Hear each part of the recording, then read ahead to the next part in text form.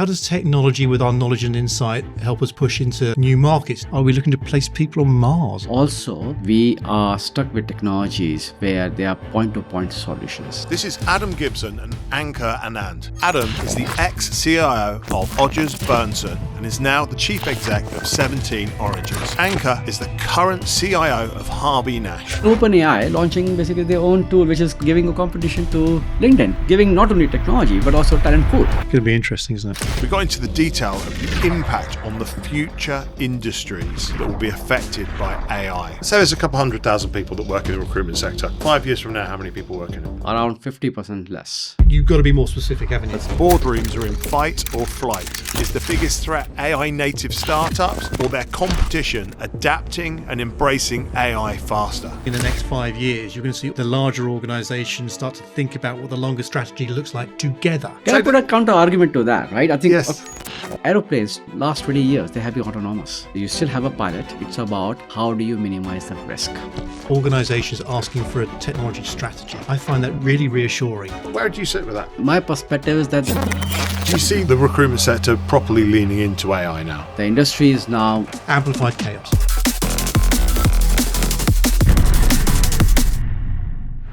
So thank you for coming along. It's an opportunity, I guess, to tap into your experience and the viewpoint that you've got on understanding the AI impact on enterprises right now, with a particular lens on larger recruitment organizations. Mm-hmm.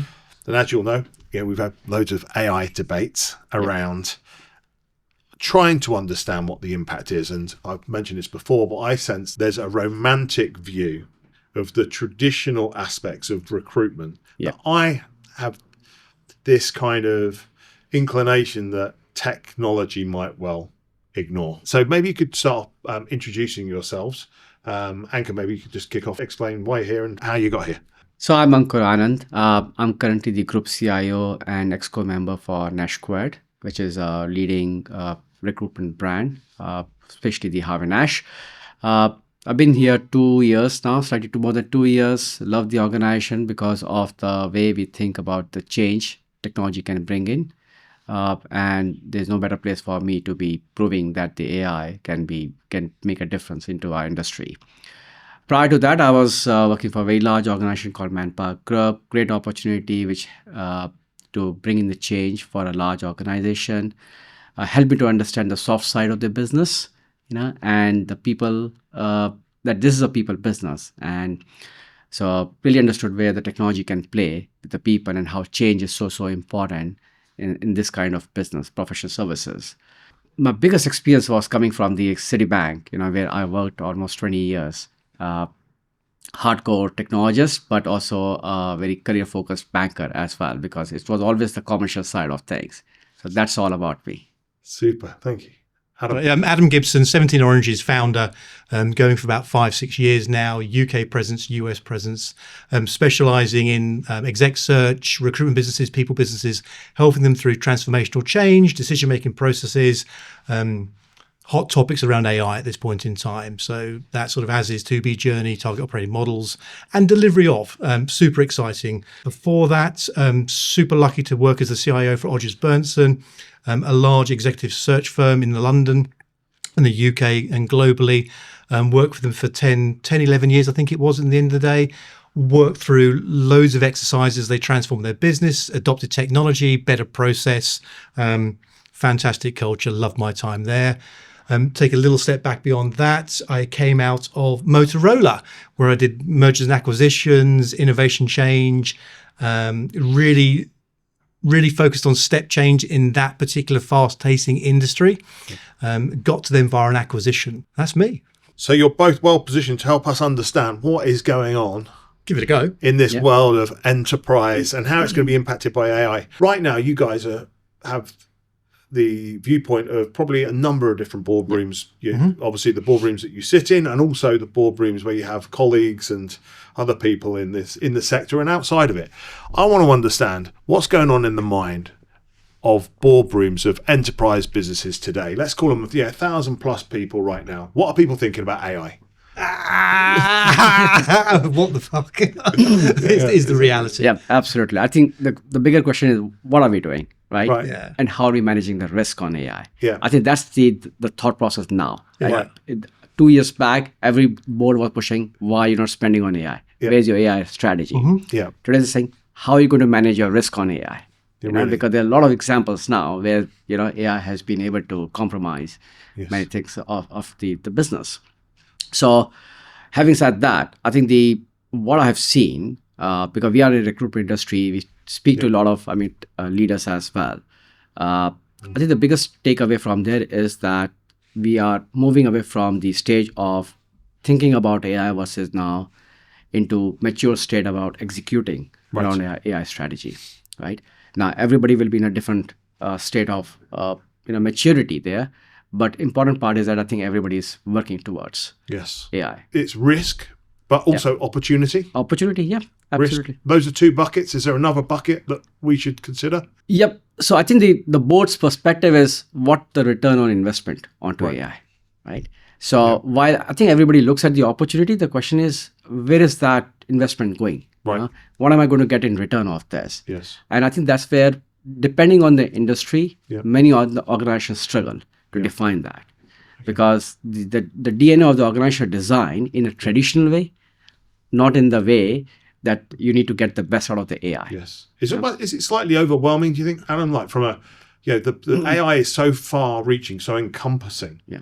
We talk about risk, opportunity, the return on investment. Simple answer is yes. I mean, the reality is that they're being bombarded with every comment, every article you can possibly imagine that can solve a plethora of situations, problems, and challenges. Yeah. And in some cases, I've found shortcuts. It's like AI is going to be a shortcut to get me to profitability over here, at that sort of scenario. Right. So there's a lot of sense of being overwhelmed, and there's a knee-jerk reaction to that as well. We're seeing, it's like, just go and look at everything, just go and see what the world looks like, go and try this, go and try that, and they're energizing teams inside their organizations to go off almost randomly to test the logic, which seems to be massively inefficient, and it leans into the old shadow technology conversations. We're seeing lots of workflows, processes being delivered by AI. They've got no idea inside their organization. It's like they're becoming their own little P&Ls of efficiency inside different practices, which is amplifying unless they get a proper strategy wrapped around it. If we go back to that view of kind of risk, opportunity, return on investment, you mentioned, Ankur, there, that this risk aspect, was that the first, do you think that was the first port of call, the kind of first mindset? I think the risk to the business is, one, if you don't do anything around AI, we will be dinosaurs, right? And there have been enough companies who have been dinosaurs if they don't adopt to change to the world, right? So there was very clear threat from our industry because of AI. Right. Second part, and very important part, was what aspects of AI we are bringing into the business.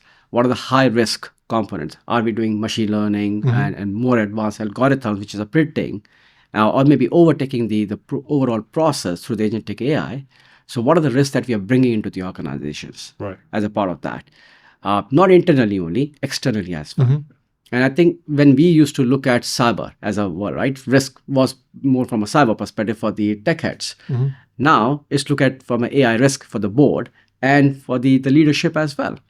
Simply because there are so many ways people are now abusing AI to either steal the information, to compromise the integrity of the business, or even get monetary benefits out of it. And the threats are both internal and external as well. So it's not just external. Yeah. Right. So you have to weigh on the how to manage the first identify the threats, and then how to manage these threats as well. When you're talking to these leadership teams, you're talking to huge organizations on a regular basis, Adam. Do you agree with that? Do you think the risk lens is one of the first things that they're really looking at? Yes, but there's another slant to the risk. The larger organizations are brutally aware now there's a step change in the industry, without a shadow of a doubt. And the smaller, more agile organizations who can adopt and adapt much quicker at pace are really moving. Yeah. So large organizations have their own attributes, but they move at their own pace. There's the old saying about moving the tanker sort of through 90 degrees takes a period of time. these smaller speedboat organizations that are coming through now are adopting technology, AI rapidly with not much of a risk profile sometimes, and just smashing through it. They're nervous about what the new competition is coming through. I wasn't expecting to double down on this point quite so early, but let's do it. Sorry. So there's an interesting point, right, which is around, I posed the same question to a lot of people, which is, do you think that the biggest competition or threat is perceived as the existing incumbent competitors better utilizing AI? Or is it AI native startups that are going to solve the same problems that you're solving, Wicked, but in a novel way? I think it's the latter. It's just the small, innovative organizations who are thinking AI natively, who are embracing the technology. I mean, and they are looking at the processes, their engagement with their clients.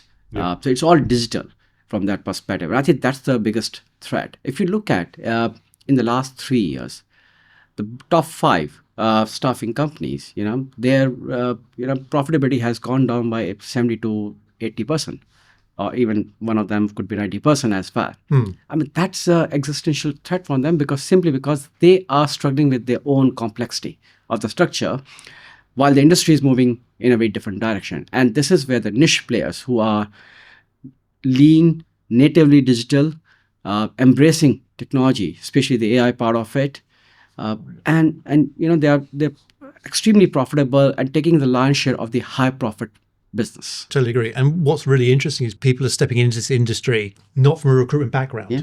They're seeing it as the next opportunity is their career, their proposition, their business. They're coming into recruitment and professional service and exec search with a completely different lens, completely different viewpoint. They're not restrained by historic viewpoints, historic ways of working. Yeah. Yes. I always think of the big exec firms, in particular Oranges or the other players in that space, as the most vulnerable. I've always thought that, because I've always thought about their moat has been their network. Normally. Yeah. That moat for me can be easily eroded by data, machines and processes.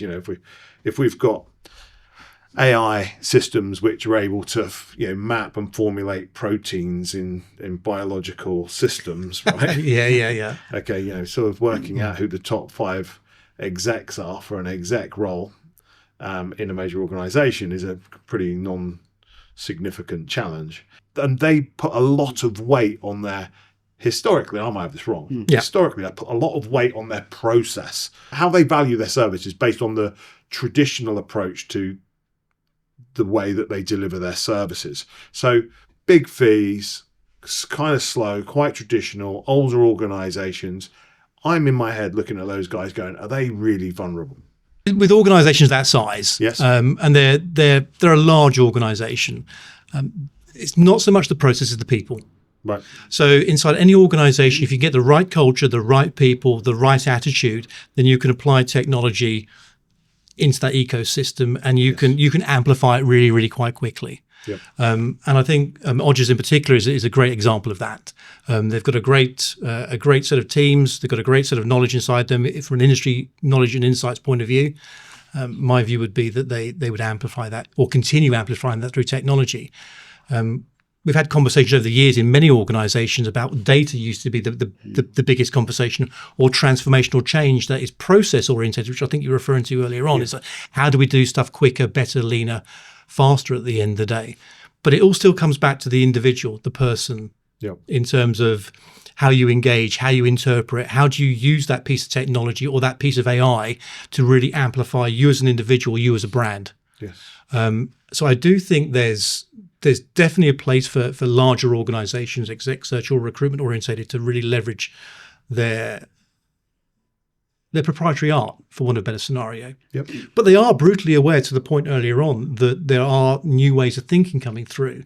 There's new ways that technology and AI are enabling individuals outside this industry to really focus and double down on what could be a new evolving market. So they see it as a threat. They should see it as a positive challenge to evolve and grow. That's incredibly diplomatic of you. I tried. Yeah. Good. Can I put a counter argument to that, right? I think Yes. a different viewpoint, actually. Yes. Let's take, the exact firms, what is the value they bring to their clients and to their product, which is candidates, right? So first is the brand value. Oranges has built a brand value there, right?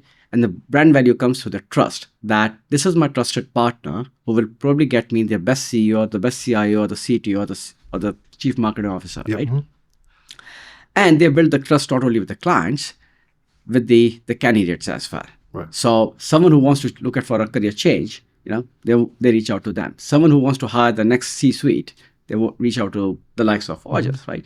So that's their value prop, right? Because they know the market, and they're deep into research around, what's the market trends in terms of. So that cannot be taken away because that's what has made. Let's get stuck into that, right? So this trust issue, right? And I've just posted something on this, which is, I hate to use the same, I should come up with a different analogy, right, to test the hypothesis, but I won't, which is that I walk into a cafe around the corner and I'm gluten-free.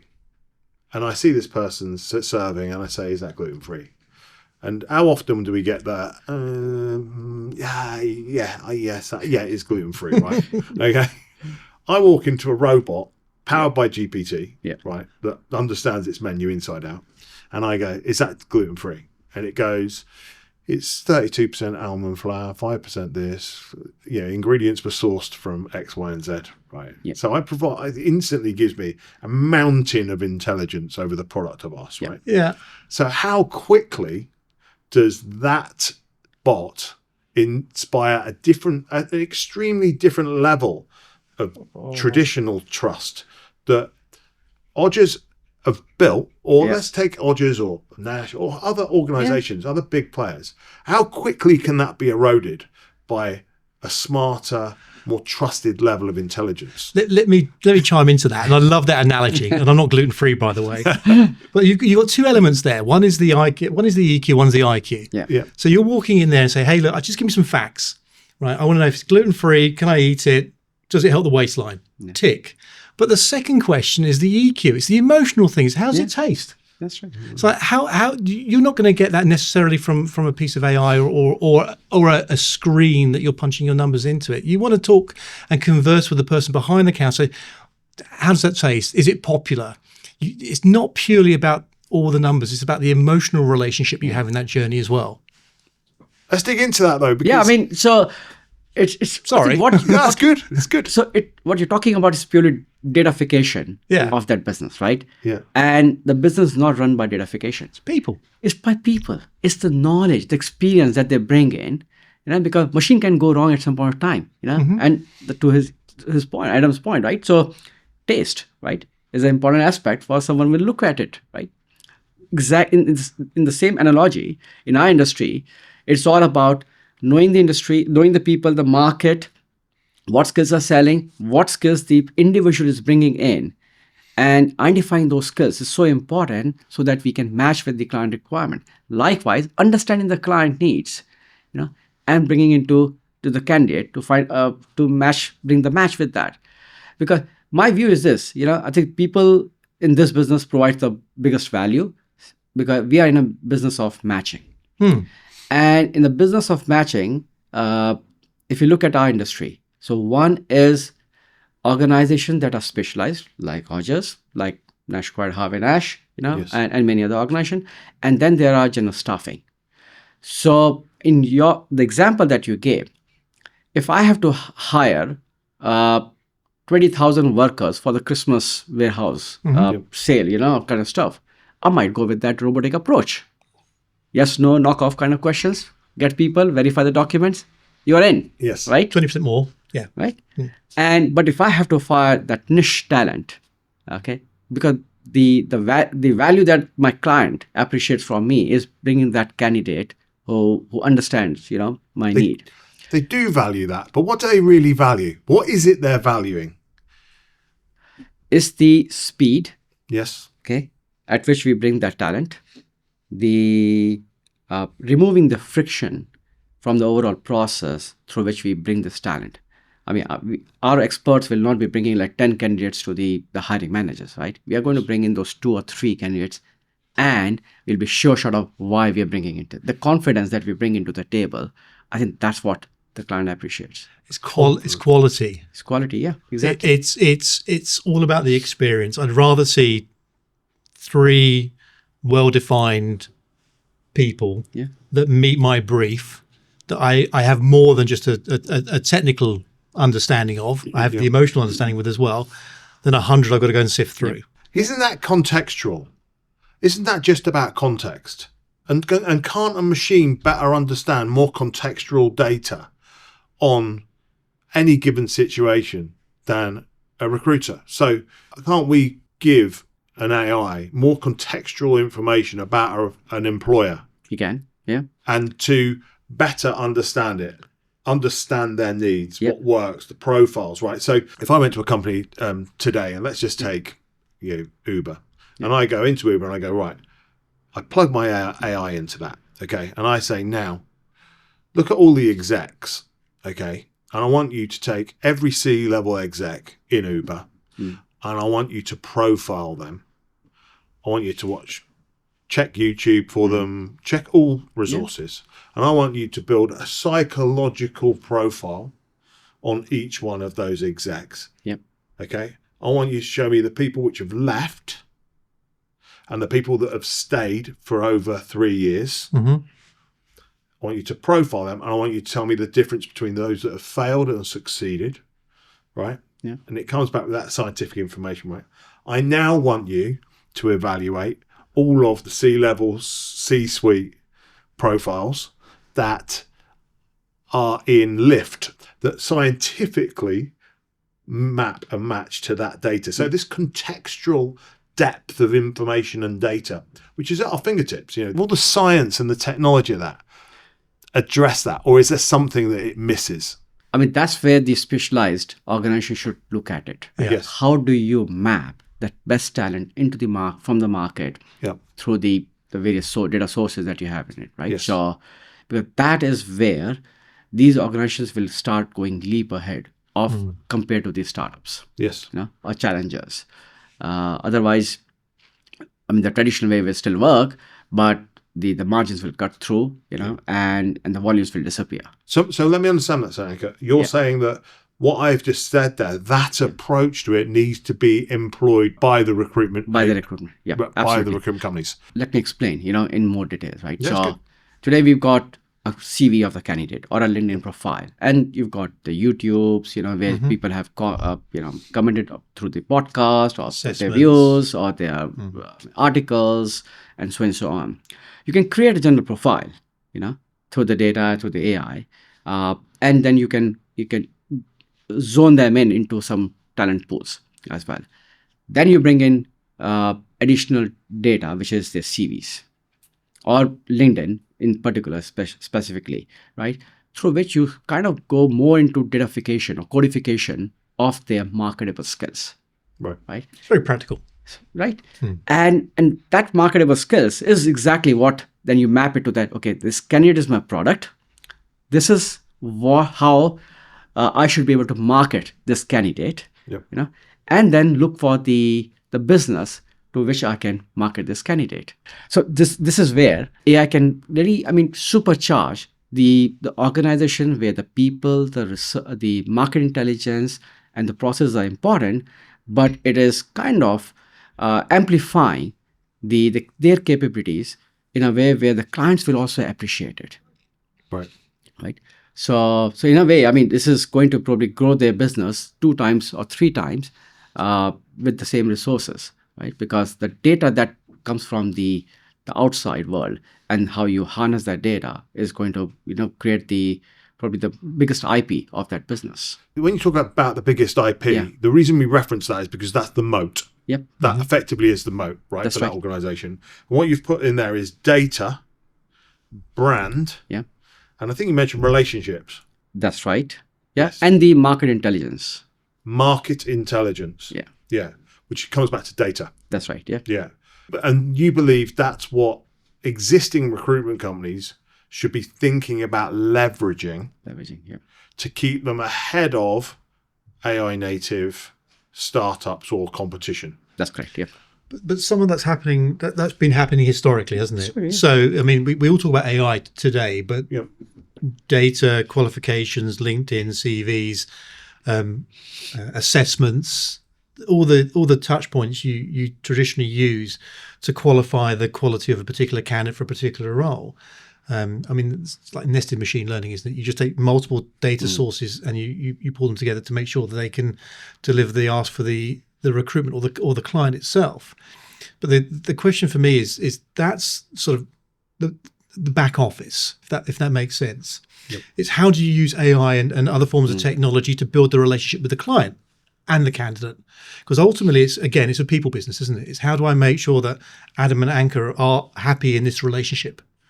How does AI bridge that particular gap at this point in time?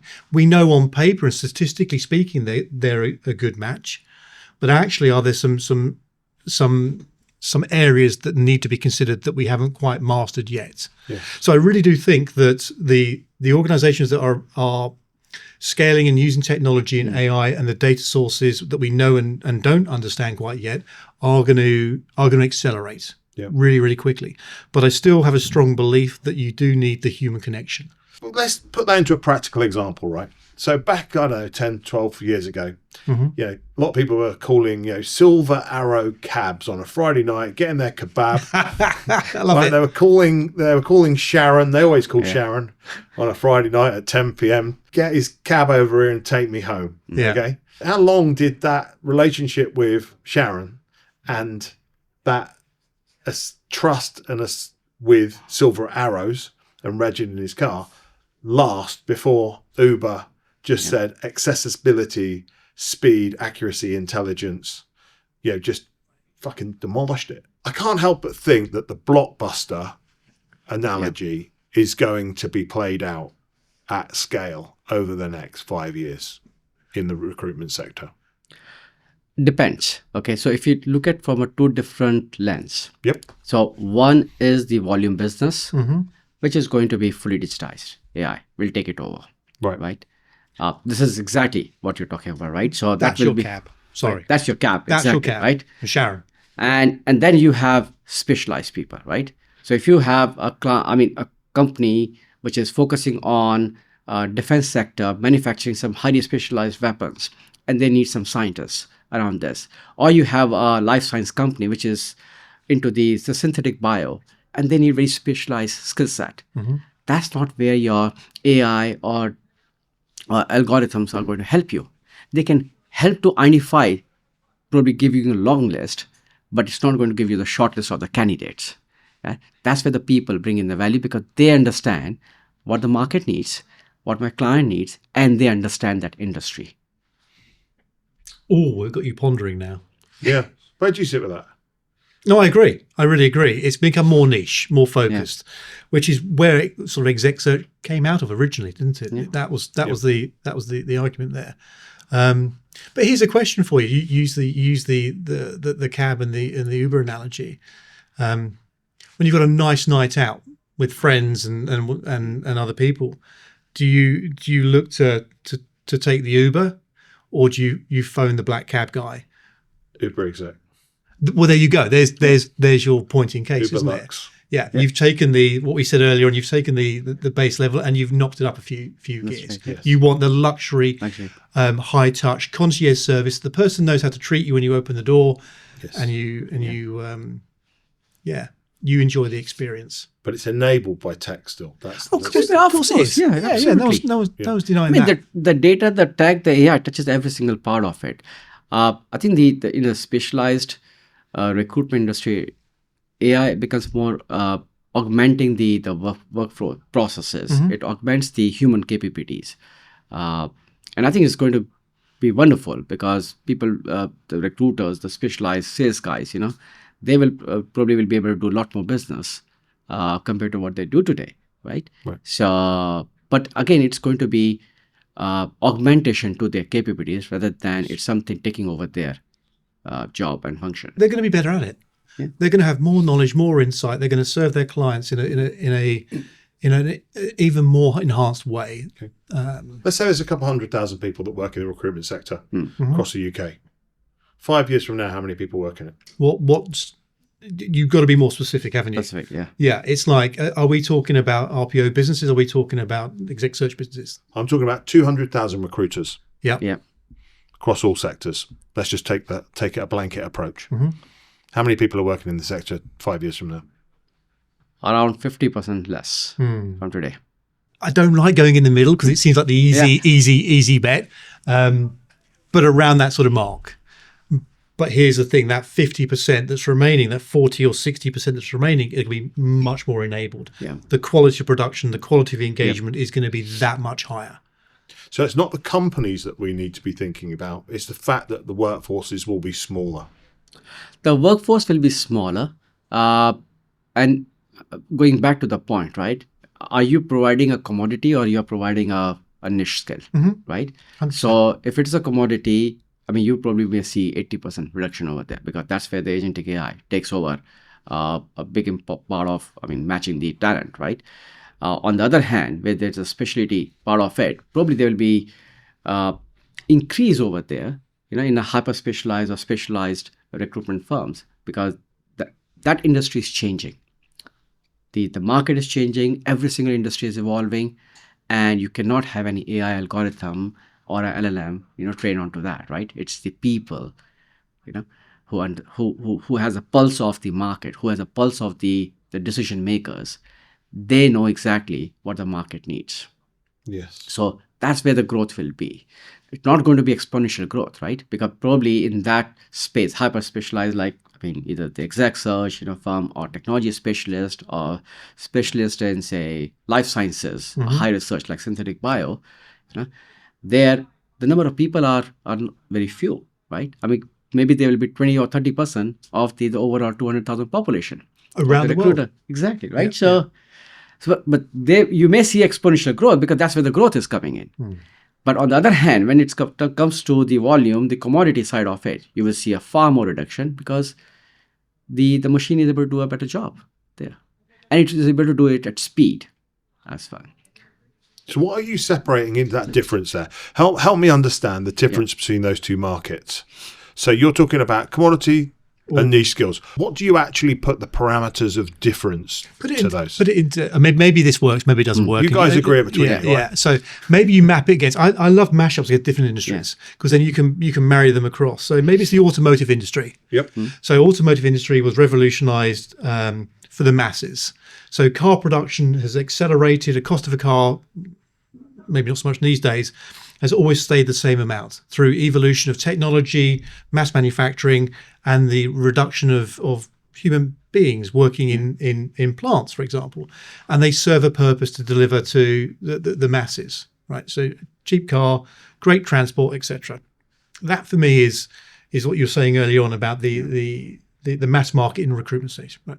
Commoditize it, automate it, repeat it, make it reliable, service your clients. Yep. That sort of scenario. Leadership roles, exec search, you're building, I was going to use the analogy of like a sports car or maybe a lorry that has a niche It's application. like a Rolls Royce. Yeah. It's like a Rolls Royce, right? So a company wants to hire a machine learning engineer, right? Now, machine learning might be a commodity, but the moment you get into the domain specialization, right? Then you get into the advanced level of specialization with the machine learning because it's a very deep subject, right? And that's where you need to have those people providing their judgmental skills and their decision ability based on what they understand. Why is that though? Because it's not intelligence, right? Because my AI can better understand those technical skills than any recruiter. No, not at this stage. Okay. Yep, not at this stage. AI will not be able to understand, what niche skills I would need at a micro level for a synthetic bio company or for a machine learning engineer in a life science company who's focusing on a particular development of a particular, medicine. Hold on a second. When we say that, let's just go back there. So they get the job spec. Yeah. You're saying that a recruiter will better qualify a customer and a candidate on that job spec than an AI. So your assumption is the job spec is right, your data is right. The answer is that's probably one of the the worst data point to start with. I love that. Yeah, it's true. Right? Very true. The 90% of the time, job spec is a copy paste of some internet version or internet document. Or ChatGPT now. Or ChatGPT now, right? Yes. And on top of it, look at it. Large enterprises, they will create a job spec, which is 80% of the content is all about talking about the company culture. It was talking about what are we doing and so on, right? Yeah. And there'll be a very small paragraph, maybe 100 words on what skills they're looking for. Okay, we're going to do something here. Harps, are you there? Yeah. I want you to find a machine learning job spec, which is kind of generic from a big company somewhere. I want you to scrape it, cut and paste it. We're going to stick it into ChatGPT and we're going to ask it this question. You are a recruiter. You need to ask the customer, whatever their name is, Toyota, more information about their job spec to better understand what their real needs are for this role in order to better qualify the machine learning engineers for the right skills. Right? Love it. Cool. Get it prepped and we'll see what it comes out with in a minute. Right? Bring it over when you're ready. So carry on, Ankur. But to your point, right? What I don't want to put on the paper is my core internal IP of the business, right? Yes. And that's what I'm going to tell to the recruiter because I have a mutual NDA with them, Yes. right? So they know something secret, that secret sauce, So right? you're That is not on the paper. you're dealing down, and I love this, by the way, because it's Plato, isn't it? It's the 80-20 rule, isn't it? So, and I do think you're leaning in the right direction. I really do, and I do think it's a timing thing potentially, but there's always going to be that 20% that you're not going to expose. You want to have a conversation with. That's not in the ether. I mean, we used to say it was a case of, in the exec search world, they come from industry experts. They understand the industry. They understand the logic. They understand the interconnection between firms, people, and teams.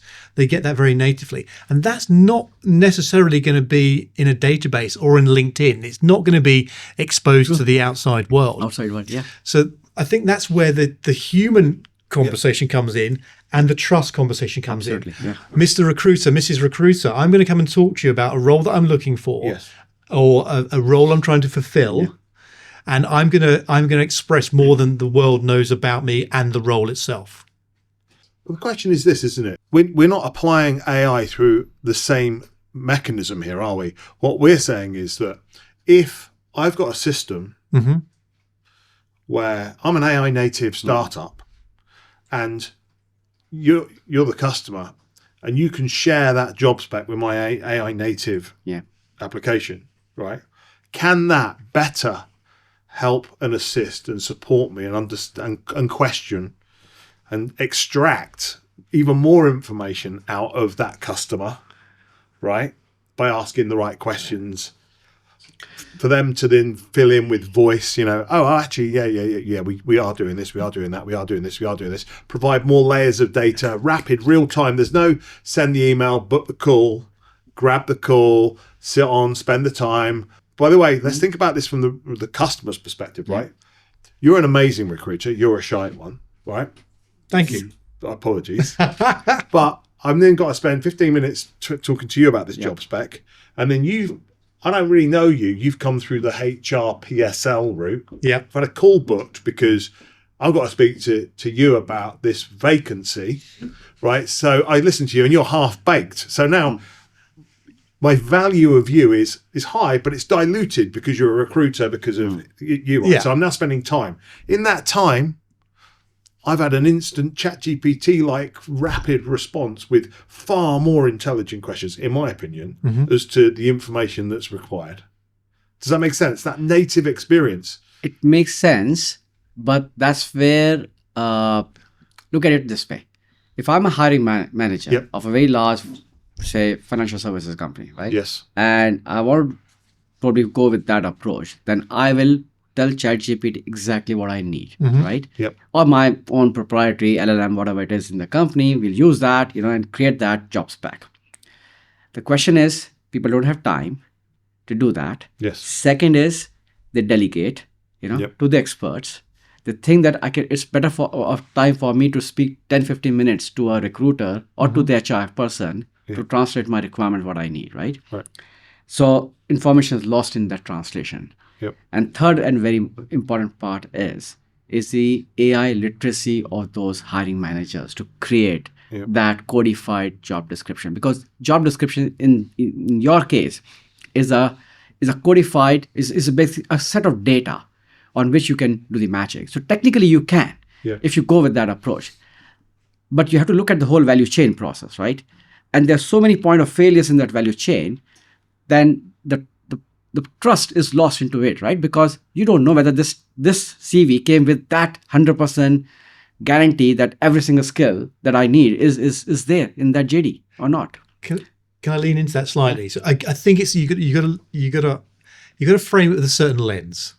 So if you're looking for, if you name, rank, serial number, time in tenure, and your skill set that's appropriate for that particular role, if it's a nice square box and it's mass on mass, then absolutely you can, like the interim businesses, the RPO businesses, you can apply that logic, I believe, and it is being done today. That's been done today. I absolutely agree.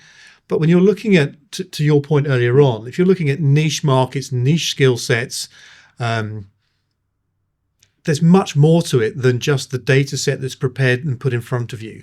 And it's I guess where Ex-CIOs was born from. It's a conversation. It's a relationship at the minute. They'll share with you more information about their organization, their wants and their desires than they'll share with anyone else inside the room or the database, for whatever scenario.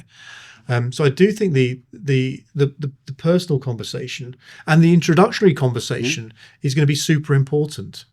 I mean, even to the level of like micro expressions, the way you hold yourself, the way you walk into a room, how do you build a relationship with someone? That's not at this point in time in a data set somewhere. You know as individuals when you walk in a room whether you get a gut instinct whether this is going to work or not 9 times out of 10. How do you put that into an AI logic at this point? I'm not saying it's not going to happen, but that interpretation I think is super, super important if you want to build calibrate teams that you know naturally will get on and do great things, I guess. We are probably in this conversation giving more weightage to the hard skills or technical skills that the people bring into it. And we are missing the bigger picture where the talent is hired equally. I mean, a 50% weightage is probably, or maybe more, is given on the ability to collaborate, the ability to gel with the culture, the ability to work in a different kind of environment or change, and they're able to adapt to that environment. Okay, so there are many softer aspects that needs to be looked at from a candidate perspective, where some of the things can be screened through AI, but not everything. And this is where the candidates can bluff as well, right? They can fool the AI. That's the bad side of the AI, right? Because there's just no human into the loop, right? There is a candidate. I can say whatever best I can to make the engine or fool the engine, right? And it just take the data from there. But that's purely, compromising that AI agent for my own benefit. And you touch on something really important there. Go for it. So, sorry, no, let's bring it back to your deli conversation. Your gluten. It's like, great, you've got a lovely data set in front of you. It's this number of proteins, this number of oats, and there's a complete data set. You don't have a conversation behind the counter with the person serving to you. You take the first bite out of it. It's like, it tastes bloody awful. You've missed the reason behind why you walked in there. You've looked at the data set in a very straight lens, in a very particular lens, shall we say? And actually, you want to say, I want a really tasty sandwich that's gluten free. But isn't it just going to look at review based data? The number sold, number of repeat customers. I mean, this one gets bought on average 5 times. Do you believe all that? Well, it depends. Come, show me this thing. Let me just go and have a look at it. So this was on the technical point, wasn't it? Right. Yeah, that's right. So let's think about this just from a technical perspective, right? That was the. So that's a Silverstone job spec. So job spec. Here we go. Yeah. So we've asked this to better understand a vague machine learning, artificial intelligence role. Integration maturity, do you have data pipelines, simulation environments, real-time systems? So then we're into the goals of the role, we're into the tech, key performance indicators, integration maturity, collaboration structure, decision authority, autonomy, technical depth preferences, domain expertise as generalist, real-time embedded systems experience, preferred algorithmic areas, data infrastructure, testing, validation, safety. Then we're into the candidate profiles, seniority levels, education, location, travel, compensation, cultural and personal traits, constraints or deal breakers. So that's before we've prompted it. So the question for me is, I've built a lot of recruitment companies, scaled them. Yeah. I'm convinced that the intelligence aspect around the technology can be much richer, much more consistent, right? Agree. Yep. I guess the question is, your point though, it then extrapolates that from into emotion, behavioral science. So that's a really valid point, right? Because number one is I rate culture and cultural fit ahead of technical skills. That's right. So the first thing we're looking at, you said to me when we first met, and you're Adam, the great thing in my career is that I don't work with any dickheads. Right? Try not to. Try not to, yeah. And so you're actually, you're really precious about the type of people we work around. Yeah. That's where you're leaning into with this particular, right? Right. So how do you validate that? Is that a multimodal issue? Because we're seeing AI start to integrate with the physical world, with meta glasses and with these sorts of things, right? So is that just a multimodal bridge that it needs to cross? I think the question is how do you trust that, right? Yeah. How do you trust that the model has done it correctly or not? Right. Whether the individual has faked it or not, right? So we are in a virtual world, right? So in virtual world, you can do anything, right? So yes, be anyone. Or maybe the agent is speaking to a real person or just to another avatar of a agent. Because you can do everything now, right? No. My biggest, it's the old Chinese restaurant gag, isn't it? You phone up a Chinese restaurant, another Chinese restaurant, and they start talking, and suddenly we've got one search, another search over here, and you just pop them together and let them get on and just see what the results are. We should do that. Actually, we should have a bit of fun with it. We really should. I think it's a really fascinating point. So what we're really saying there is the emotional, behavioural aspects, cultural fit is going to be a significant moat. Yeah. Is the other moat accessibility to the talent? And the reason I say that is because outreach, cold calling, email conversions, people are becoming less responsive, right? Locating them, basically. Yes. Finding them. Accessibility to actually speak to, connect with. Then locating them, let's look at our business model today, right? And again, it varies market to market and company to company, right? Yeah. Today, we look at talent, or recruiters look talent as a commodity, right? Whether it's a niche domain or whether not niche domain, they just source in candidates, but they always look at LinkedIn or job boards to find the new candidate, right? Then they forget about what candidates they brought in the last month. Yep. So it's always, they see this as a transactional relationship, right? And to really get the best of value is about nurturing that relationship. And this is where AI can help, because there's a human limit to a recruiter. If I, as a recruiter who's focusing on a very niche domain industry, and I'm trying to bring 5-10 candidates every month, I don't have the time, just to screen them, understand what skills they bring in. This is where AI can help to understand the marketable skills of that candidate, prioritize it in your skills taxonomy, or basically in your database, right? That's where the talent becomes accessible to the people. Right. That's a fundamental gap in our industry today. And I don't think anybody has cracked it. Right. There are a lot of search and match tools.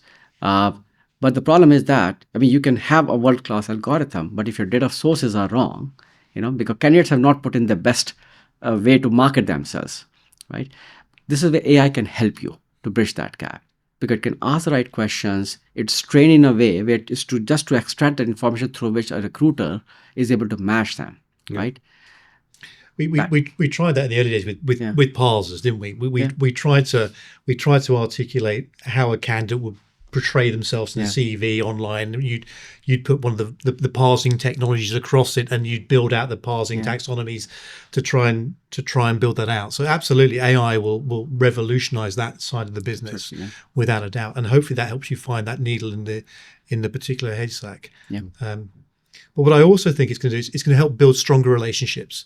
So to your point, the laborious work to find a candidate, to engage a candidate, to qualify a candidate, and to speak to people about the candidate, referencing the candidates, can be automated. So what's that do? That leaves, it comes back to our same point, I believe, it leaves the recruiter the ability to connect humanly, to spend that time with the individual, to do that last mile. Because the industry is often criticized for that last mile, that relationship. How do you have that initial first conversation with someone? How do you engage with someone? How do you have a conversation at the end of the exercise where it's not been a natural fit? How do you find the time to make sure that relationship stays strong and that candidate feels valued? So if you look at AI agents and technology, it's going to help remove all the mundane. And you see this in other industries, and telecoms was a great example early in this year. Finance and banking is a fine example in previous years. That's all going to be commoditized and automated. So to your point earlier on, is it going to shrink the headcount by 50%? I think we all believe that's the case. Right. But that 50% is going to have a much better relationship with both the candidate and the client, which I think is pretty amazing, and probably the step change we're looking for in this industry. Yeah. We come back to that Blockbuster Netflix example. I used to love Blockbusters. Yes. They were resistant to the change. I think they had the opportunity to buy Love Music, wasn't it, for 50 million or something. The point was that they resisted that change. And what can we take from that? Because things like, I valued getting Eric's view on is this a good movie? Did Mel Gibson give a good account of himself in it? That bit with the film critic, receptionist, or advisor in Blockbuster, that got replaced with shitloads of reviews, lots of detail, Rotten Tomatoes, IMDb reviews, where I could see some serious data. And what Eric thought was pretty inaccurate actually, because he was a bit of a film junkie with a different view to me. So what are we missing with this leap where it became a fully digital service? Where's that missing? Because again, that is pretty accurate at recommending the right movies to me. And it's changed the experience, it's transformed, it's made movies highly accessible. Yes, right. And content highly accessible. So where's the gap in that transition? Do you think? So this is where, going back to Adam's point, which part of the process a recruiter gives more weightage to, right? And they need to also understand their job is to do a match, right? Not to source or screen the candidate. That's the big difference. This is where I think that's the tipping point for us now as an industry. Our industry needs to change how we source candidates, how we nurture the candidates, how we screen them, how do we codify that into our skills database, right? And I think based on industry domain stuff, also creates a skills taxonomy as well. This is where that 50% or many times 70% of the work that a recruiter does will get automated, digitized, and where they will start focusing on where that last mile piece. Okay, and if the organization who don't do it now, are probably will be the biggest risk or having a highest threat. What would be good to track, actually, if you think about it, is the success of candidates in the role and the impact they have on the business as we're going through this transitional phase. We've been lucky enough to see traditional recruitment go through some evolution using data, machine learning, etc. And we're about to see the third phase of it going into sort of agentic AI. It'd be really interesting to see the stats as they start coming through about sort of the attritions and the quality, and just see how that actually improves or degradates in some case. I think that's going to be... The question is, though, are we looking at this through a lens which is traditional, that how we value the process, right? Because we're still talking about, oh, well, a recruiter's job is to match people, right? Yep. But that matching process is expensive. You know, it can be 5, 10, right, 15, 20, 100,000, right? And so you're then attaching the value of this smaller stream that the recruiter does to still quite a bigger fee, right? Quite a high, heavy transactional fee. And we all know that everyone loathes, their recruitment fee budget, right? You know, it's like a real pain. So is that not the vulnerability in this that will drive the innovation? And are we looking at it through a lens which is how we value the traditional value of the recruitment process? Does that make sense? And will, again, a smarter, simpler, more intelligent system just mean that, well, I really like the fact that Reg picked me up from my kebab shop because I got to talk to Reg and I was used to that.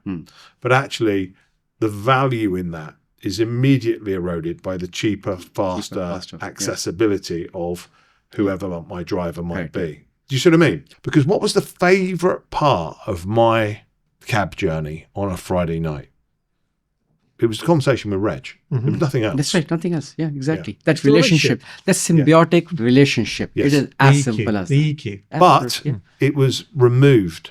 Yeah. It was devalued. Yeah. That was my point. Do you understand where I'm going with that? Yeah. It devalues that when accessibility.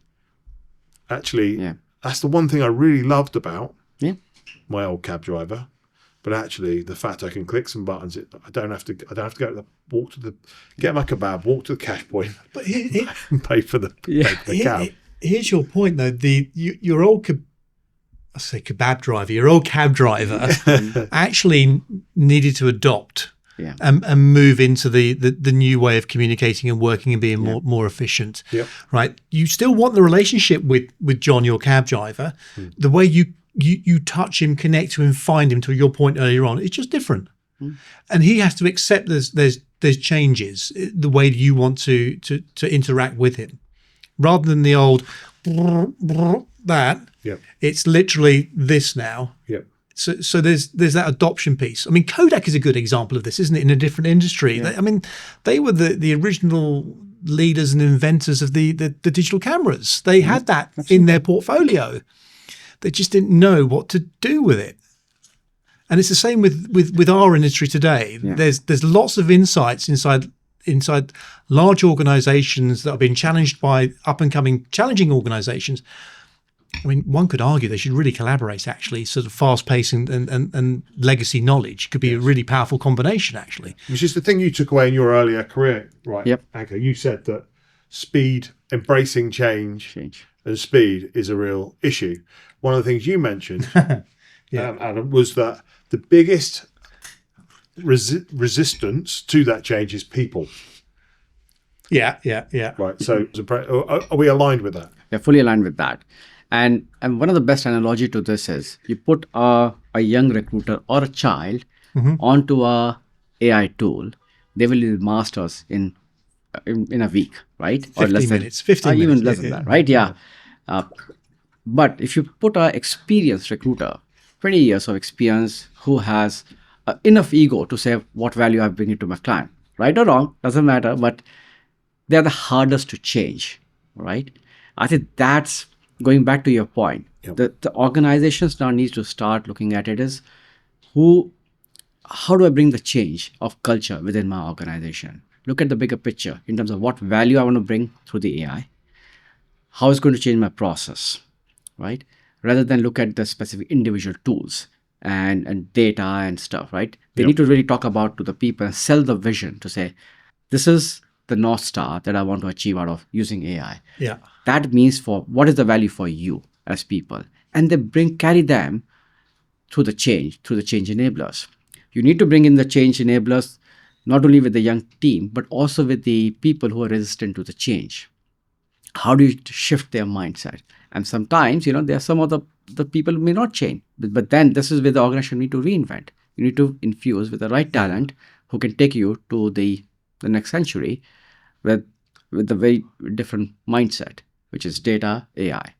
But most important other part is we're talking about people here, right? In the early part of the conversation, we talked about risk. Okay, we have not covered that part now, right? Now we can do all those things that we have been talking about, right? We have to also assess what's the risk that we are bringing into our business as part of that. What are the liabilities that we can create, onto our business or to our, ecosystem as part of that. So how are we managing that? This is where our industry is struggling. And I'll tell you why. There are large organizations, they can invest into large AI governance structures. Okay, they have the means, they have money to do this because license to do the business. This is as simple as that. They just can't, live without it.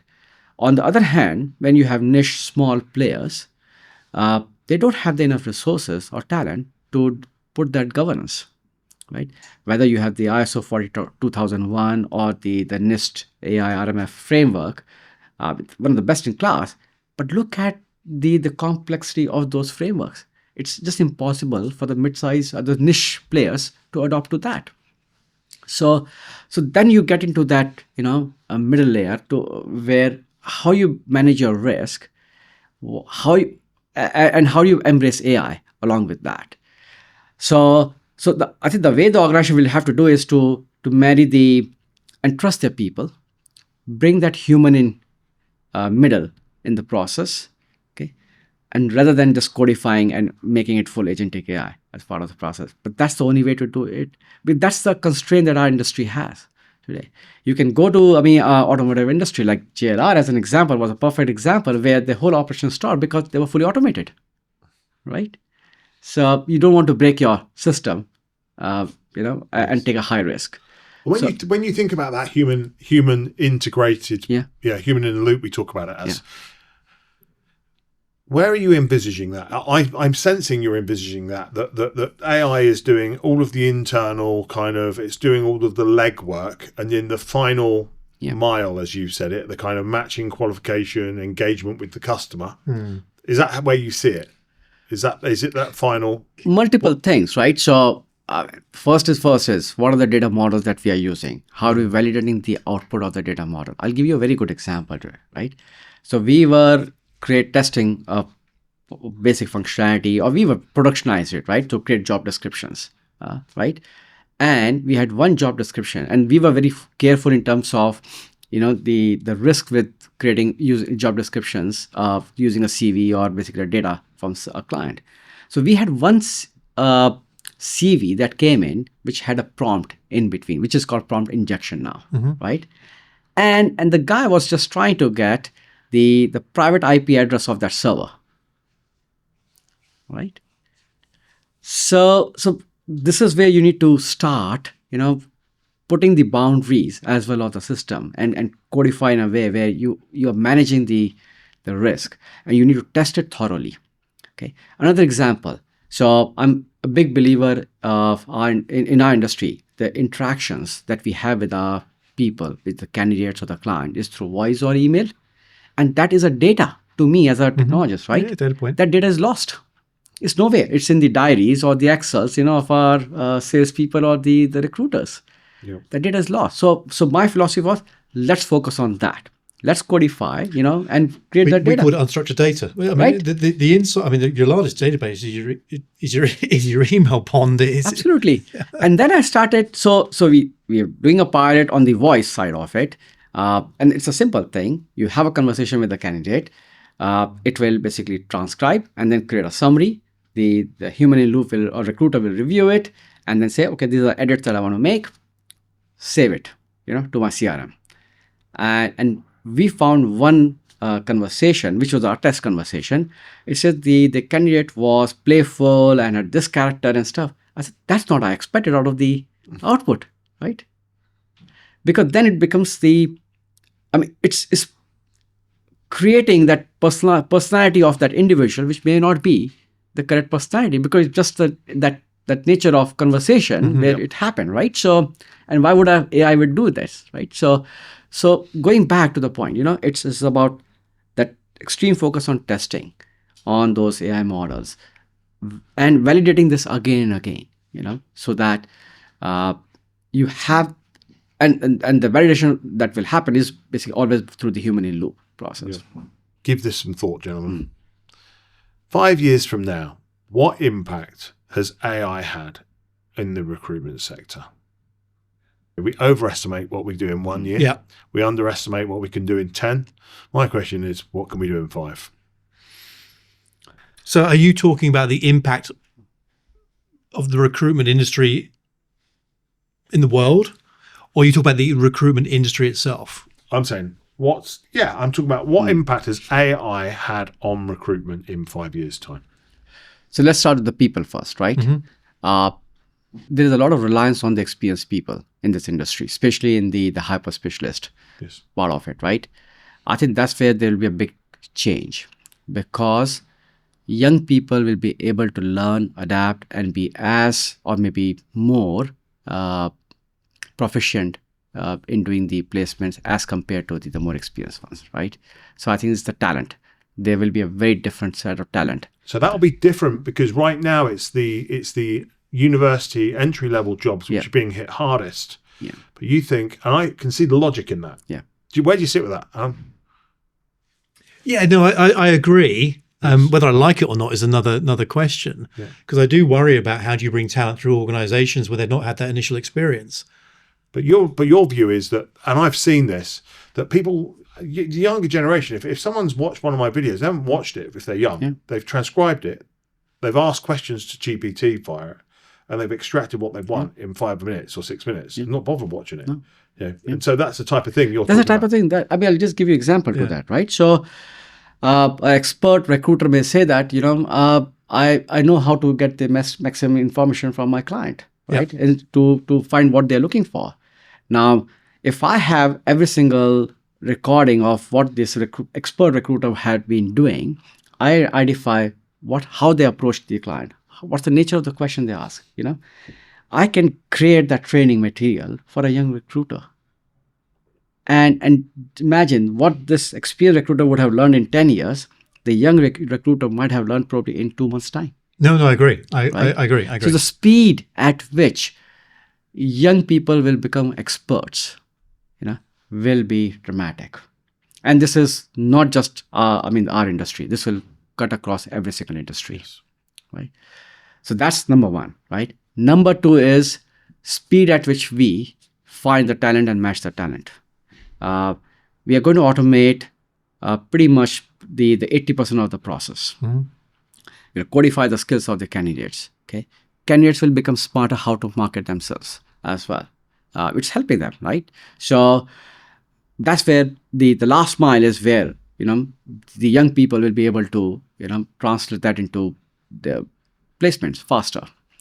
So that's number two, right? The speed at which. But the third challenge is, will the market increase at the same pace, or grow, compared to what it is today? I mean, we have been seeing probably last 3 or 4 years, which is market has been quite soft, and I think this is the biggest flat growth we have seen, or negative. So from that perspective, the question is then, if we are providing hyper specialized experts at a faster speed, is the market adapting to that or not? That's the skill gap, So your skills, are we able to win the more business with that, right? So contractively, it can be, because everybody is, if they try to do this, they will grow more business. Okay, they will still need the people in the different domains, so the talent demand will increase, in a different area. But the speed at which you are able to train your recruiters, and you are able to fill those placements, will be much better.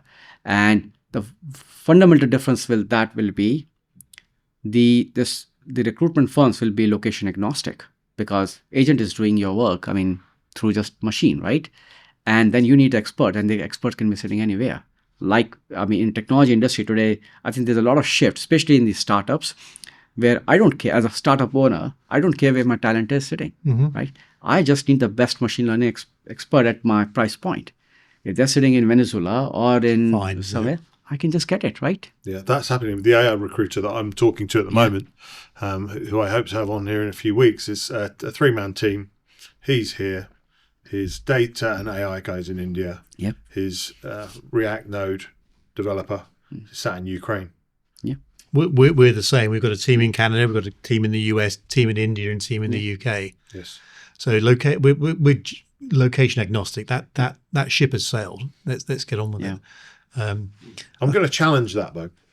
How many leaders, how many sales leaders, how many recruiters, if you ask them, should you spend more face-to-face time with your customers or candidates, would say yes or no?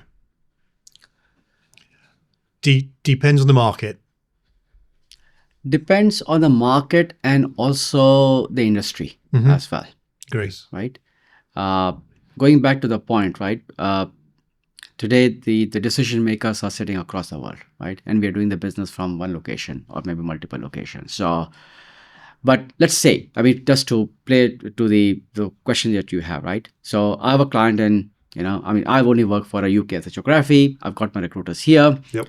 Today, the recruiters have stopped spending time with the client. I go back to the days pre-financial crisis or just around that time. And the recruiter used to give probably the 50% of time meeting people, right? That has changed, Yes. today. Where are you on that? I think maybe it's a generational thing as well. So recruitment will be very, very high touch. And maybe this leans into our conversation about the evolution of technology and AI through this whole industry, where it was very, very face-to-face all the time. Then new technologies came through that allowed us to be more distributed and have a different form of relationship. Yep. I also think it's the adoption of technology and the way we work from a personal point of view coming through to the business as well, coming through to the industry, sorry. And what I mean by that is people are more and more comfortable now working remotely, communicating remotely, and that's being bled into the recruitment industry. You don't need to meet face-to-face. You can have a Zoom conversation or a Teams conversation and feel equally comfortable with it at a certain level. So I think the way candidates and clients are consuming technology personally is having a direct impact of how they want to consume services from industries. I think that's the point I'm trying to make there with that one. Can I add a contrary point of view as well? Yeah, right. So, and I just thought about it, right? So, see, the human touch in that relationship building. It was a relationship building business, right? You win business on relationships and you maintain those relationships. This industry has evolved a lot, especially the enterprise space where the MSPs play a very important role. They've taken away that relationship. Yeah. Right? I think the industry thrived when they were hiring managers and they were salespeople and they used to love to talk to each other, right? That piece is gone now. You've got procurement in between, right? Which predominantly takes the decision on pricing largely, right? So, and I think with the AI, that I think the MSP industry will be challenged because the people will question what's the value I'm getting through the MSP, right?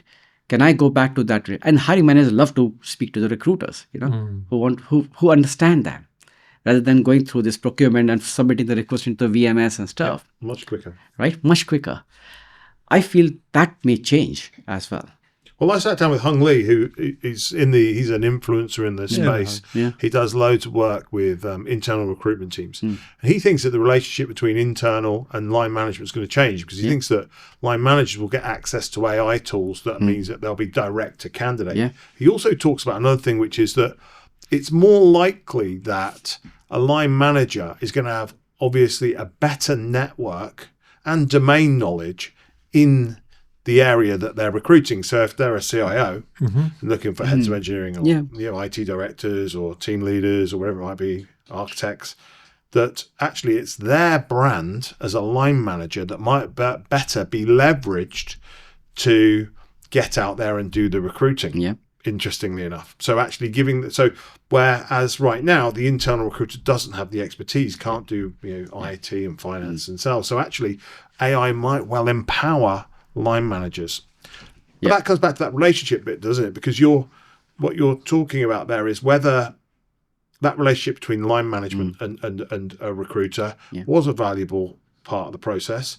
It was also a frustration as well, vice versa. But the question that I have is that, going back to my original question, I think that if you ask the majority of leaders whether they themselves or they want their team to spend more time with their customers face to face, I think you get a resounding 98% yes. Yes, absolutely. Right? Yeah. I think that and I was talking to someone the other day, and he's convinced, he's like, the future is deep relationships. And that might seem odd, anyone looking in, but some of the most successful companies, take S3, purely transactional, no interest on becoming preferred suppliers, just absolutely just saying, just want to do one hit, continually finding the right candidate for the right job as quickly as possible. So actually, but this depth of relationship is actually going to become really important. So to maintain that has to become a personal relationship. Yep. So that brings you all the way back to your original conversation about the relationship again with your deli, isn't it? You're articulating that you need the relationship with the person behind the counter, not just the piece of technology in front of you. The deep relationship, or the relationship you're trying to form with the person about the taste of the sandwich, not the construction of the sandwich. Yes. Yeah, and it's the argument, isn't it, over intelligent connection and human connection. Because with that deli, cafe example, I'm going to get much greater intelligence over what's going on in that food. It's whether I choose to then go into, you've got two cafes next door to each other. I've got one which gives me great intelligence, same product. I've got another one which is probably slicker, faster, simpler. The other one has got, John or Georgina or whoever it might be sat behind the till serving. Do I choose the elegance and of the automated, highly intelligent, slick process? I value time. We talked about time before we came on here, Adam. But this is when there's nothing more important than time. But this is where you make an active choice. You go to a deli counter and have something fantastic and bespoke to you, or you go to fast food and press some buttons. Because the experience you're going to get there is predefined and it's rinse and repeat. To your conversation earlier on, you have that every. Yes. But we're saying it's the human sort of thing. Can we just go back to that 5-year conversation? Let's do it. You said earlier on. So hits up. If you start mapping against other industries, let's talk about oil and gas, for example. Let's talk about telecoms, for example. Let's talk about retail. Let's talk about finance. When new technology, new services come through that automate the mundane, like through that chain, there's an exercise where you start reducing the headcount, like we spoke about earlier on. The 200,000 becomes the 100,000. And then what comes after that is a consolidation exercise of acquisitions. So I'm wondering, in the next 5 years, you're going to see organizations, maybe it's the bespoke organizations, the niche organizations, or the larger organizations are going to start to consolidate. So you're going to start seeing like Barclays and TSB come together. You're going to start seeing T-Mobile and Vodafone and O2 come together in different industries. Are you going to start seeing the larger organizations start to think about what the longer strategy looks like together? I once wrote a white paper that said, what happens when Amazon step into the recruitment space and start commoditizing the individuals? So if you extrapolate that model slightly further and you start taking large organizations that are recruitment oriented that come together, I think that's going to be a really interesting prop. And it's an interesting point, isn't it? Because Amazon weren't able to address the bias issues that were in their technology. Even with all their resources, they retrenched on a number of recruitment-based initiatives on the basis that they couldn't overcome bias. But they will. I mean, this is... At some point in time, they will. Whether it's 5 years, 10 years, 2 years, it will. Right? So, but again, it will not be consistent. So I think we are all talking about in a perfect world where it's one model, one consistency, every recruitment company is just following the same process. The answer is no, right? There's so much of inconsistency within that, right? So it's not going to be common. And there will be few players who will crack it. Let's take a rewind back those days when the fintechs came in, right? It challenged and I'm just taking to your point, right? No, so fintechs came in and people start talking about that these large banks will be history, right? Because they understand the customers. There's such a beautiful digital experience. I love it. And suddenly you start seeing, with all these fintechs over the last few years, compliance issues. You can't talk to a human there. I had one of my fintech account, got blocked, and I just couldn't reach out to anyone. And they said, we've escalated. It took me 6 months to unblock it for no reason, Yes. right? And some of the people, so goes back to the point, right? Of digitally native, they will provide that value chain, the big players who are forward looking, and there are many big players who really change their business models, they will enable that new way of working. This is exactly what happened to the banking industry, right? It's not that the fintechs became larger. The larger businesses started becoming more fintechs. So They bridged the gap. They bridged the gap, right? And they brought in the best balance between what a fintech should be, which is agility, experience, knowing your customer, and on the other hand, bringing all the depth of knowledge, compliance, controls, risk as well and the financial backing as well, which is very, very important. And also the customer service, Yep. which is the issue which you had, which you wouldn't have had that problem with the mainstream right, bank. yeah. And it's interesting you say that, because I had the same thing. I can't remember which one of the kind of challenger banks it was that I was using, and I ended up with a number of accounts in different banks, but also came up against some real roadblocks, and actually have lent much more back into my more traditional, the traditional banks, because they have bridged the gap technologically. That's right, And so you think that's a lens that we should look at the recruitment sector via? That's a lens we should look at recruitment. So consolidation will happen, but the industry will go through very different phases of consolidations, right? Okay. First is the late adopters of organizations with a lot of bureaucratic processes, federated structures, where you can't bring in the benefit of the scale and automation consistently across all your businesses, across 30,000, 40,000 people. They will struggle, right? On the other hand, there will be mid-sized companies who may be able to probably acquire more and become bigger than the current top 3 or top 5. Okay. So I think that's the way I see consolidation happening. Yes. It's interesting. What we're seeing from 17's point of view is that we're having lots of conversations with mid-tier, dare I say, mid-tier recruitment companies that have got to a certain level and now starting to adopt technology. They've got the historic skill sets, the knowledge, the entrepreneurial spirit. Yeah. They've leveraged technology to a certain point, and now they're looking to expand. Now they're looking to have a further conversation to go from like a $30 million business to an $80 million business, and they want to do it quickly. And they see for the first time the step change of technology enabling them to do that. Do you see the recruitment sector properly leaning into AI now? Is the kind of the confusion and concern and where do we start moment, are they kind of over that and into a different phase? So the industry has moved from how AI will impact my business or how AI will help to solve the problem. I think we're not, as an industry, we're not talking about that anymore. The industry is now at a stage where they are implementing, deploying capability, or they have deployed capabilities. The challenge the industry is facing is we are stuck with technologies where they are point-to-point solutions. It's not solving or changing the business models, right? Now, I can have a technology which can create a pre-screening questions, who can pre-screen the candidates, but have I changed my processes? No. Are the organization ready to change the culture of the organization? Are the organization investing enough time on upskilling their people to adopt AI? I think that's where the issue is right now. Right. So the struggle is not about embracing AI, as in from a technology side of it.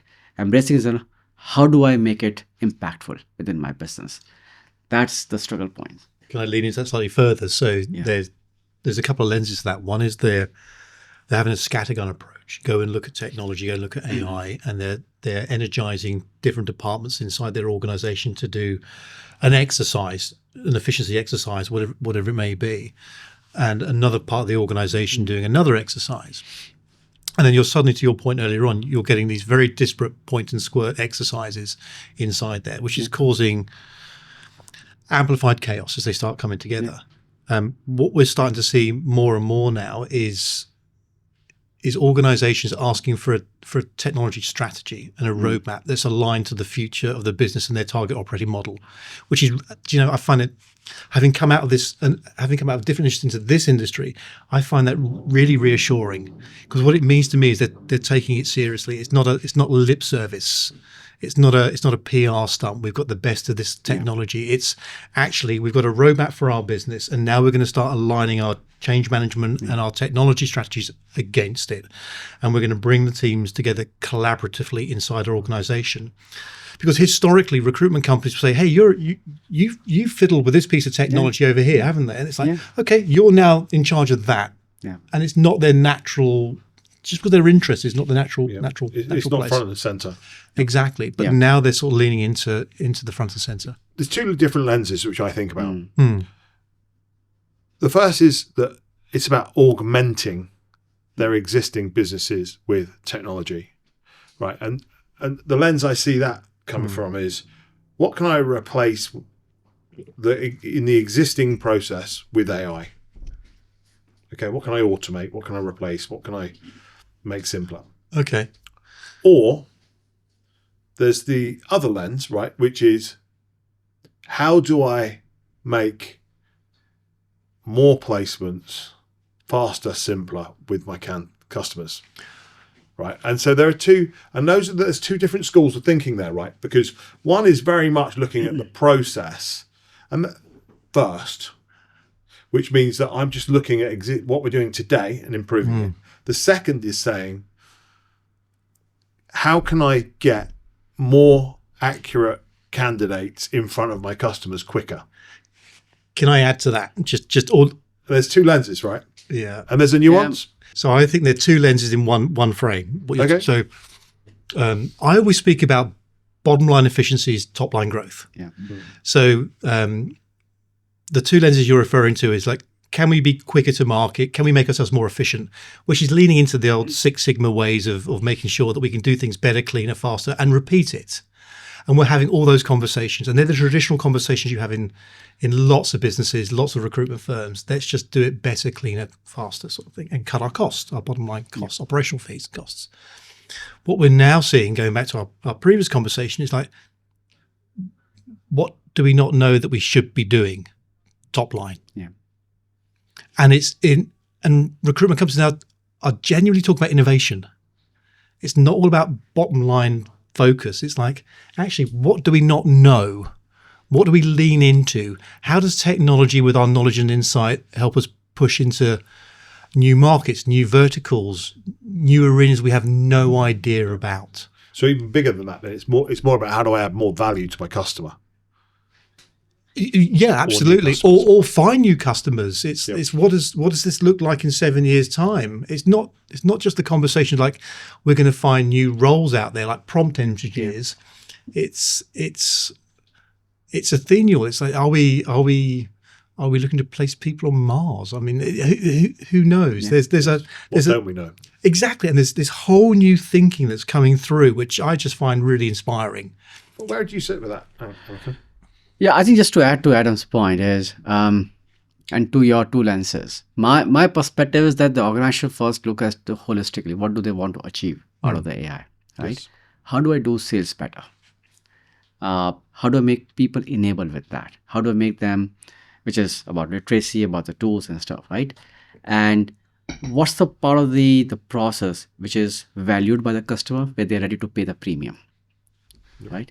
So how do I ensure that I have my salespeople, my recruiters trained to do that, but also I bring in the technology where I can take away the current process, and automate it in a way so that they are able to spend time where the client is giving more value.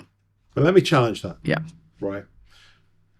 One of your biggest threats is AI native players that build an AI native solution to solving the same problem you are. Yep.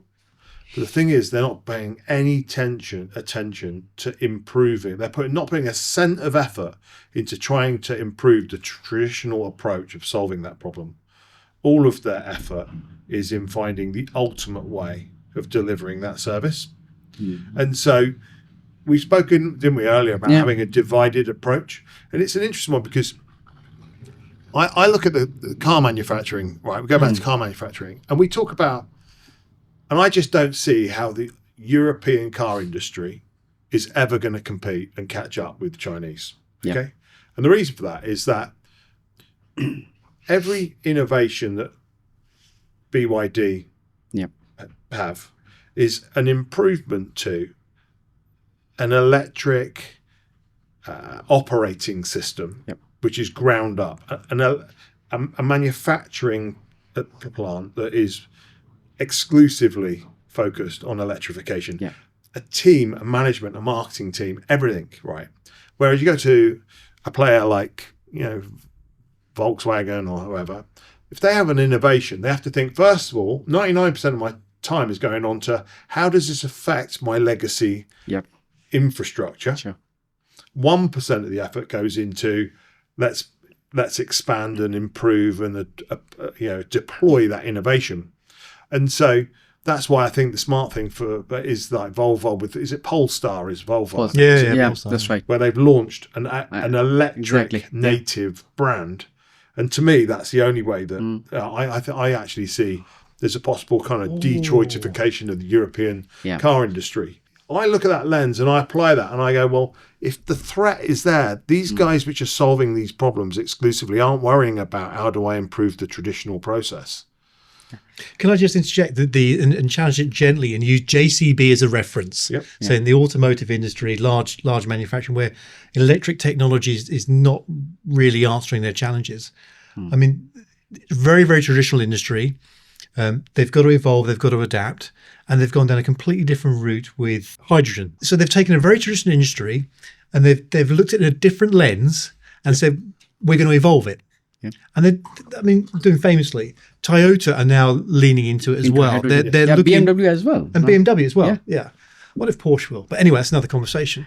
But there's a really good example of a really strong European brand that had to evolve. And they've invested billions into it without a shadow of doubt. And they are groundbreaking and answering the questions.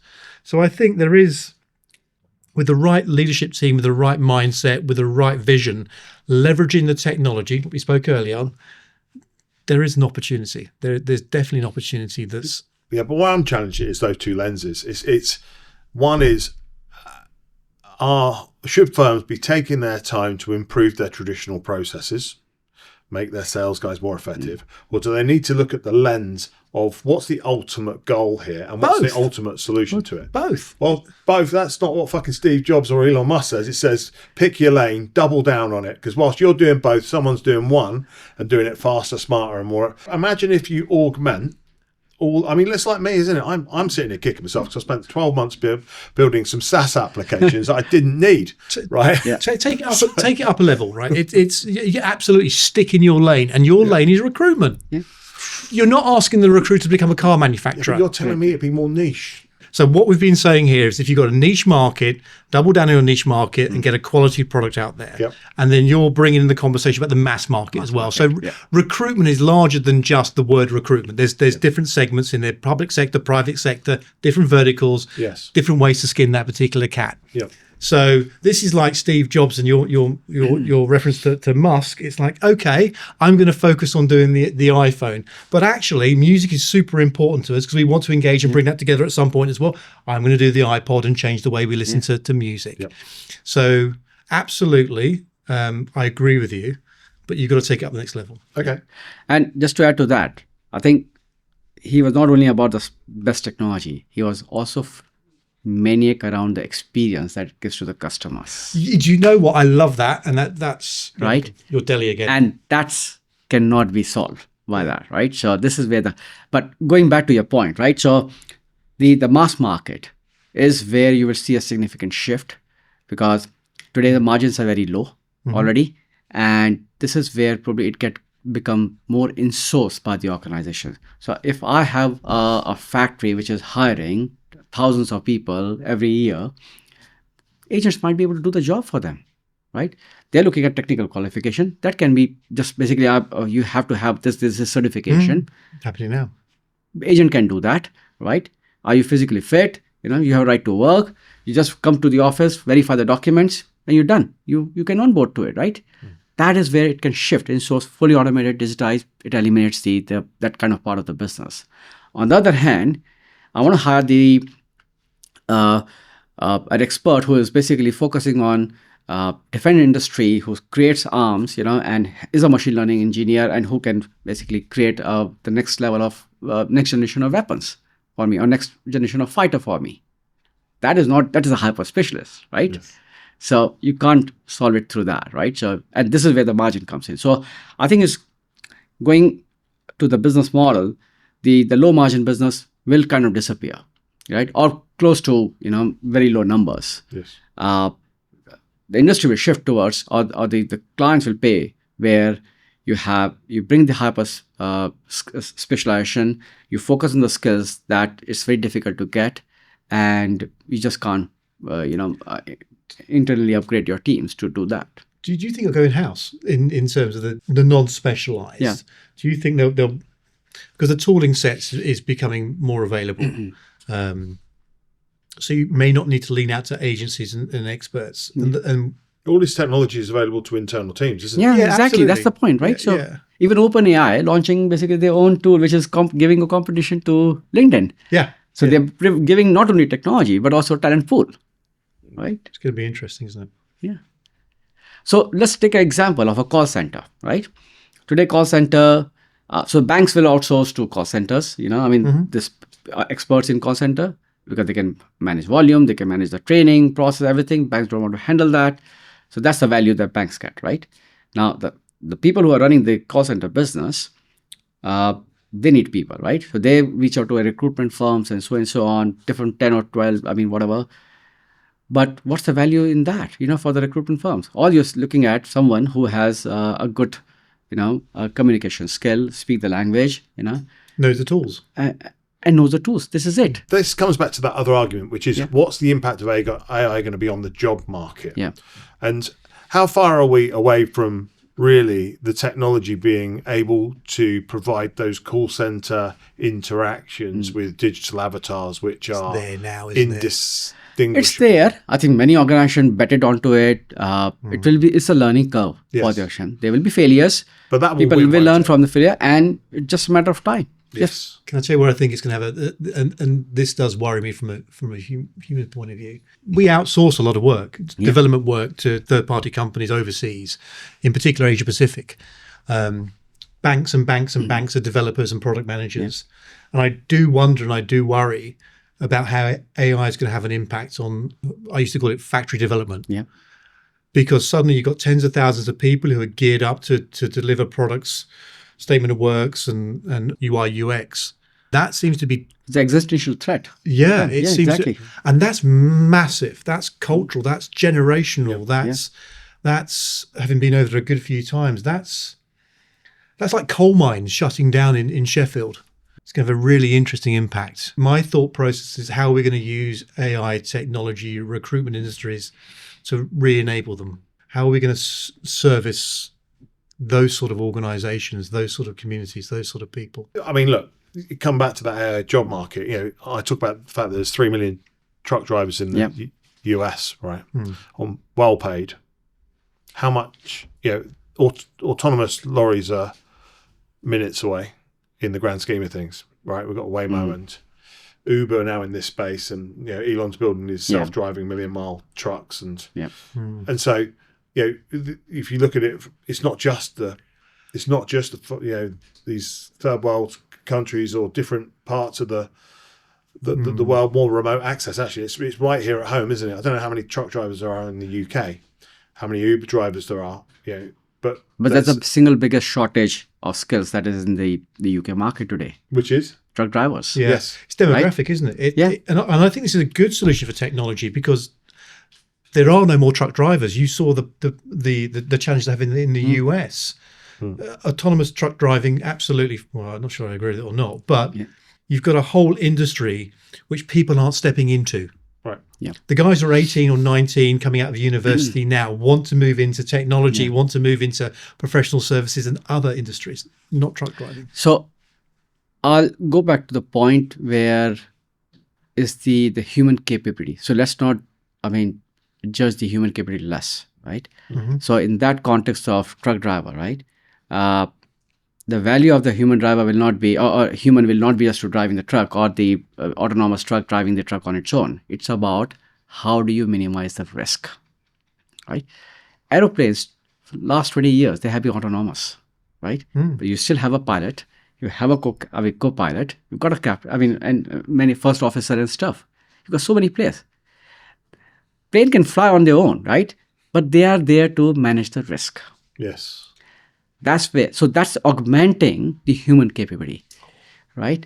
But equally, it minimizes the risk as well, because the truck drivers, they have a difficult job, right? They drive for hours and hours, the exhaustion, and the stress. It reduces the number of accidents because now they are focusing only on what is most important. That is valid. I think that the risk lens that you've shown today has really helped me broaden my view in many ways. However, the Waymo is out there across the US right now, driverless, right? And so that's going to scale. We have to anticipate that. I think technology is now outstripping the rate of Moore's law, AI, right? And so it's growing faster than it's ever grown before. I don't think that's going to slow up at any point. And so, especially it's intelligence which unlocks everything, right? Everything, yeah. But the risk element is really interesting because you are right. It's very easy for a brand to lose its reputation very, very quickly. Yeah. And so I think where we're going with that is the fact that AI and these systems need to be incredibly intelligent and accurate and minimize that risk before actually it starts to eliminate and erode brand trust, all these other things. Or changes the industry completely, right? So yes. Can I just complete segue? Just so about the automation, I was blown away by this. I was in New York early this year, sitting in a traditional yellow cab, being driven along, having a great conversation with someone, just waxing lyrical, made my day, sort of thing. That sort of, and on the left hand side, I sort of glanced across and there's no one in that car. There's no one in that car, and there's passengers behind there. Yeah. So I'm talking to the taxi driver and ask him his opinion, and he's got a certain lens to the opinion again, and he goes, "Listen, watch this," and he's like, "We can bully them," and he's like, and because there's a predetermined set of exactly right. He goes, for him they're brilliant because actually we can cut across them. The point I'm trying to get to is that what that showed me there is that humans overcome and over adapt. Yeah. Do you know what I mean? Yes, it's literally here's a piece of AI, here's a piece of technology, and you know what? Using some insights that are not pre-programmed, for good or for worse, I can make faster progress. And he literally just pulled into the lane. That stopped in front of us. Exactly. Yeah, it's brilliant. So ability to manipulate it is there are vulnerabilities. So with all of this progress, what we're really highlighting here is that there are vulnerabilities which we are yet to experience. Mm-hmm. Yes, and that's a really interesting lens to look at it through as well. Yeah, because one of the things I think about a lot when it comes to AI is the fact that I think our blind spots as humans are expecting AI to solve problems the way that we would solve them. Mm-hmm. And I think the things that will surprise us most in time will be its ability to solve problems in novel and unique ways. Yeah. And so when people say, I won't be able to do this, won't be able to do that, well, it won't be able to do it the way you would have done it. But that doesn't mean that it won't achieve the desired outcome. And it's that view that is irking away in the back of my mind. Yeah.